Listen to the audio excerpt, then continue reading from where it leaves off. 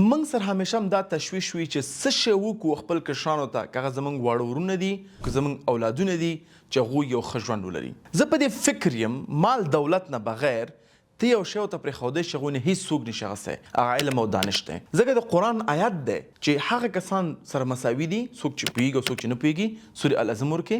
لیکن تشویش دا دی چې څه شی دوی ولولي، څنګه یې ولولي، څنګه یې تربیه کړو تر څو پر دوی یو ښه تعلیمي نصاب سره برابر مخکې لاړ شي. زه په دې فکر یم چې د اے آی کوم ټیکنالوژیز چې اوس راوتي دي، کوم ماډلونه چې راوتي دي، متاسفانه ډېر تعلیمي انسټیټونه ډېر شاته پرېښي دي. خو کله چې افغانستان ته ګورم او د افغانستان تعلیمي نصاب ته ګورم، د افغانستان مکتبونو ته ګورم، زه په دې فکر یم چې موږ 50 کاله شاته یو. او چې کله هم موږ کوشش کوو چې یو ځای ته راورسېږو، دنیا موږ نه دونه مختلې وي چې بیا شاته سفر ګورو، ډېر سفر هم کړی، لیکن مخکې هم موږ ته ډېر سفر پاتې وي. لیکن یو څو حل لار لرم چې کوم زه په خپله په یقین کې تطبیق کوم او زه غواړم تطبیق یې کوم تر څو پورې عوام هم دنه ګټه واخلي. زما په شخصي نظر باندې زه غلطېدی هم شم، دا خبره په دې کوم چې الحمدلله ما د فنګلنډ، جرمني، انګلستان او همداسې نور تعلیمي نصابونه مطالعه کړي دي چې هغوی څه شی کوي او څنګه د هغه ملکونو او د هغه مکتب خلکو ماشاءالله په ژوند کې ترقي درلودلې ده. هغه څه شی دي؟ زه په دې فکر یم چې یو څوک مکتب ته ځي، هغه ته نهمه صنف پورې د عمومیات ولولي، لیکن په دوه شیانو ډېر توجه ورکړي. یو هغه دی چې څنګه خبرې وکړي او څنګه خپل پیغام خلکو ته ورسوي. ځکه په آخره ورځ کې ته به هر څه لرې، لیکن نشي کولی خپل پیغام خلکو ته ورسوي، خلکو سره خبرې وکړي، د خلکو زړونه کته شي، ته هیڅ شی هم نشي کولی. دویم چې څنګه خلک فکر وکړي.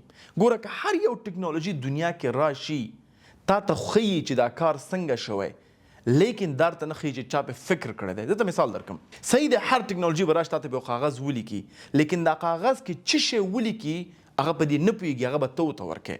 نو دې دپاره خلک باید خپل اولادونه ټرین کړي چې څنګه فکر وکړي. نو حل لاره څنګه موږ ماشومان ټرین کولی شي دواړو طریقو ته؟ یو دا دی چې موږ باید په خپل مکتبونو کې، په خپل نصاب کې خلک په نمراتو کامیاب نه کړو. فنګلنډ ایجوکیشن سیستم تاسو ولولئ، شپږم صنف پورې هغوی امتحان نه لري. ماشومان همداسې فقط په دې توجه دي چې څنګه فکر وکړي، څنګه خبرې وکړي، څنګه خپل ځان خلکو ته حاضر کړي، خلکو ته معرفي کړي او څنګه خپل ځان ته ارزښت ورکړي. ټول توجه یې دا وي. نو زه په دې نظر یم کوم کار چې موږ په یقین کې هم کوو چې یو ماشوم باید تر شپږم پورې هیڅ کله حتی تر نهم پورې الا 12 هیڅ کله هم په نمراتو کامیاب نشي. او دا اول نمره او دویم نمره خو مکمل بکواس سیستم دی، نه پوهېږم چا جوړ کړی دی.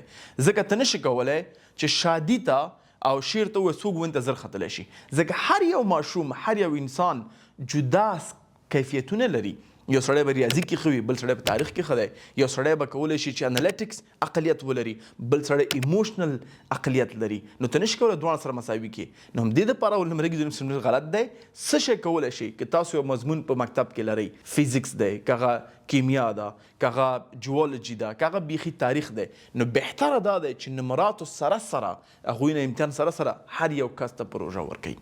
زه ته مثال درکم، په تاریخ کې کولی شي یو ماشوم ته وظیفه ورکړي چې په تاریخ کې دا کار داسې شوی دی، ته پرې ریسرچ وکړه، ته یو نتیجې سره راشه چې که دا کار داسې شوی وی نو دا مشکل به حل شوی و، او پرېږده چې هغه خپل ذهن مصروفه کړي چې څنګه دا مشکل حل کړي. که فزیکس کې اوس شی وي ته ورته ویلی شي چې فلحال زموږ جنرونه داسې مخکې ځي، ته کولی شي چې یو نتیجې سره راشي څنګه مخکې لاړ شي.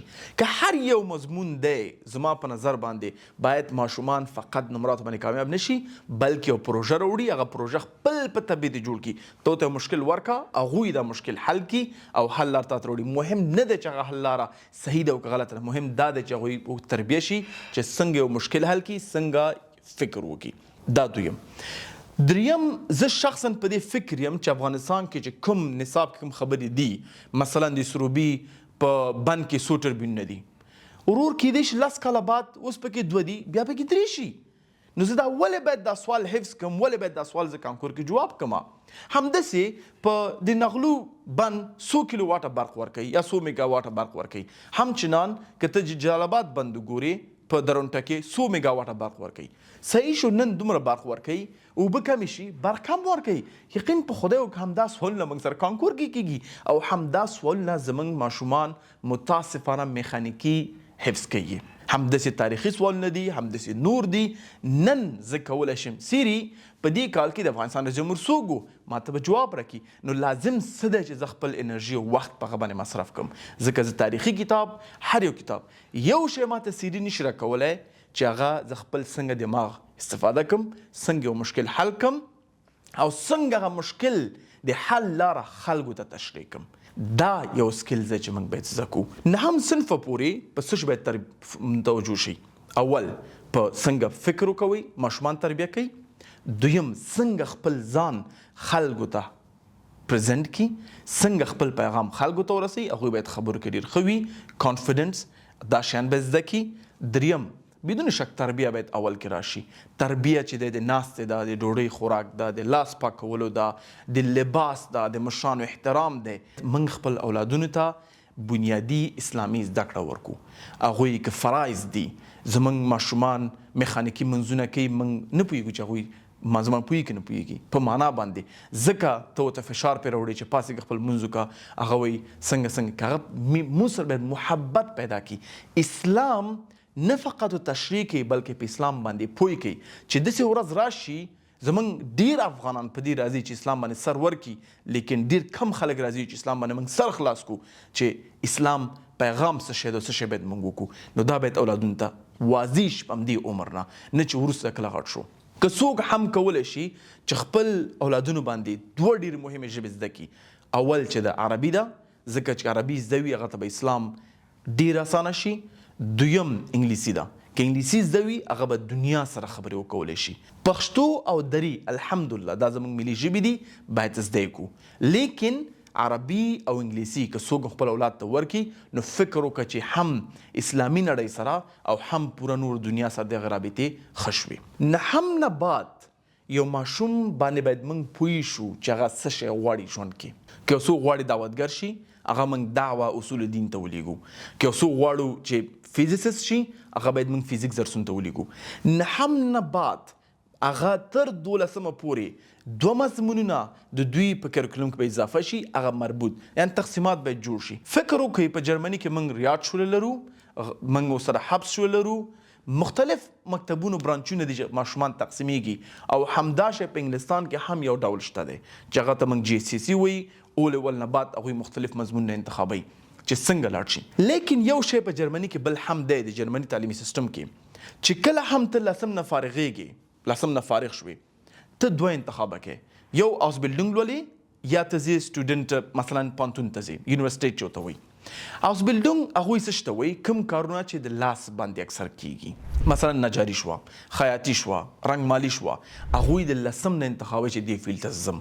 او که چېرته ځې پانتون ته مثلا ساینس او میډیسن دا شیان لولې نو هغه هم دې وخت نه انتخابوي، بیا همغه مکتب ته ځي. موږ باید افغانستان کې څه شی وکړو دغه هېڅ کوم شک نشته چې موږ ته د موټر انجینر پکار دی، موږ ته خیاط پکار دی، موږ ته رنګمال پکار دی، موږ ته مختلف نور فیلډونه پکار دي، فقط انجینر او ډاکټر او د حقوق او د اقتصاد نه بغیر هغه فیلډونو ته څوک ځي. موږ ته پایلټ پکار دی. هیڅ چا نه ما افغانستان کې لیدلي چې زه غواړم یو پیلوټ شم. ولې موږ پیلوټان ضرورت نه لرو؟ ضرورت ته لرو.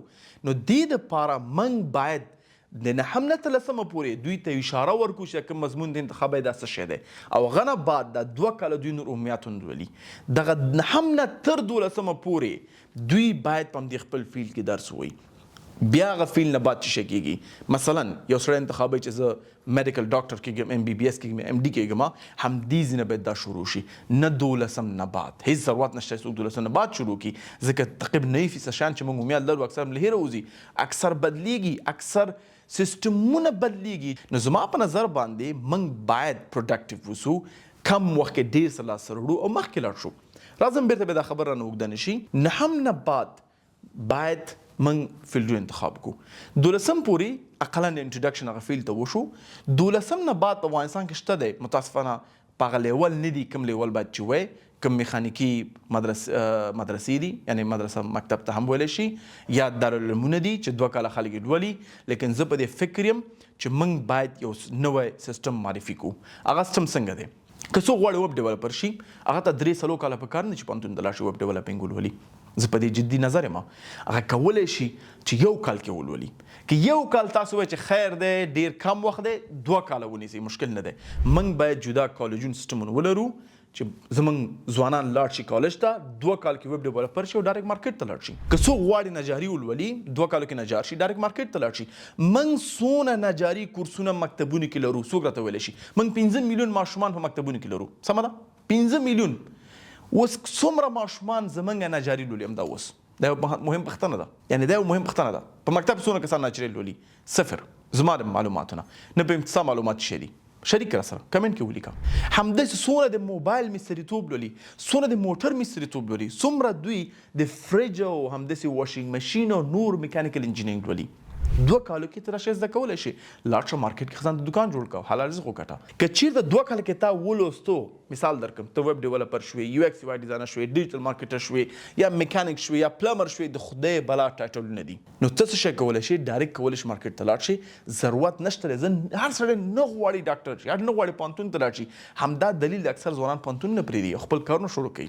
زما پلان دا دی زه غواړم یو کمپلیکس په کابل کې جوړ کړم او همدغه میتھډ باندې چې نه هم صنف عمومي وي هغه نه بعد یو مسلک لولي چې 12 نه فارغېږي 2 کاله نور هغه مسلک لولي او بیا ځي کار ته. صحیح شو. 12 نفر د به اوريډي په دې شی پوهیږي مخکې نه لیکن 2 کاله به نور سپیشلایزیشن ولولي چې ویلوستو هغه مسلک ته ځي. موږ باید یو شی بل مو په پوهنتون کې دا دخیل کو که چا 2 کاله دغه مسلک لوستی دی مثلا تا ویب ډیولپمنټ 2 کاله لوستی دی غواړي کمپیوټر ساینس ډیګري واخلي لازم نه ده ته 3 کاله دلته وخت ورکړي 2 کال د لوستی 2 کال نو لوله مشکل حل دی. همدې ډول باندې چې هر سړی غواړي فیلډ چینج کړي نو دوی به چینج کولی شي. اوس موږ څه شی لرو یو ځوان 12 کاله په مکتب کې امیاد لولي بیا ځي پوهنتون ته پوهنتون کې 3 کاله یا 3.5 کاله ولولي دا تقریبا 14 کاله شو.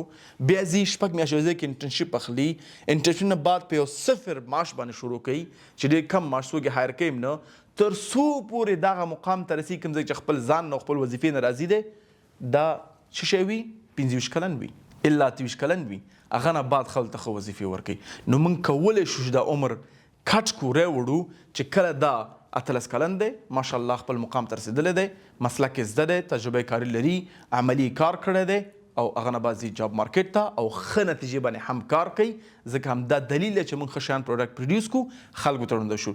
تاسو ورشئ چاینا همدا کار کوي ویتنام وګورئ همدا کار کوي ګوره ویتنام باندې همدا جنګ تیر شوی که موږ ما تیر شوی دی لیکن نن ویتنام دویم د بوټان جوړونکي مارکیټ دی وروسته چاینا نه ملټي بلیون بوټان جوړوي. دلیل څه دی چې خلک ټرین دي فیکټریانو ته راتلی شي زر بوټان جوړولی شي خلکو ته ورکولی شي.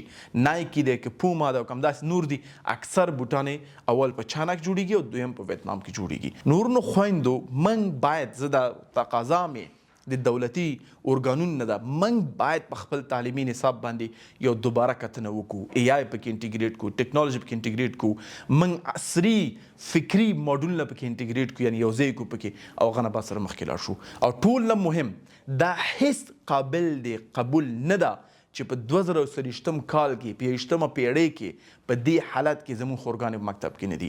هر یو ورځ چې هغوی په مکتب کې دي موږ ته 100 کاله تاوان رسوي هم فکري هم عملي.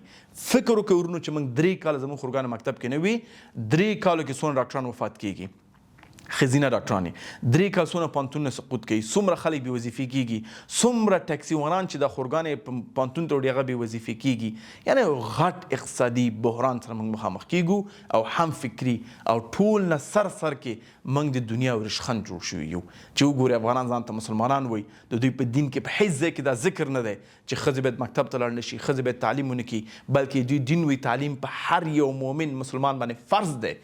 لیکن وګوره دوی خپل خورګانې لورګانې خویندې مکتب ته نه پرېږدي. دا یو ډېره عجیبه خبره ده او امید لرم توجه ورکړل شي یعنی ټول شیانو ته به ډېر توجه ورکړي ځکه دا زموږ آینده انتخابوي همدا زموږ خورګان زموږ آینده انتخابولی شي او هیڅوک نشي ویلی چې اسلام د دوی تعلیم په خلاف دی بلکې د یو سیاسي موضوع ده او دا باید حل شي. سیاست باید د خلکو ګټې ته کارونه کړي نه باید خلک د سیاست ته محتاج شي یا سیاست ته غلام شي. نه سیاست باید په دې ستراتیژي مخکې لاړ شي چې خلکو ته ګټه ورسیږي نه چې د خلکو خلاف وي. نو امید لرم چې دغه موضوع باندې خلک بحث وکړي کار پې وکړي او انشاءالله خلک منځ ته راشي فکري یو نوی کرکولم جوړ کړي او انشاءالله په یقین کې بدون شک دا کارونه زما کړي دي او دوامدار به کومه. السلام علیکم ورحمة الله وبرکاته.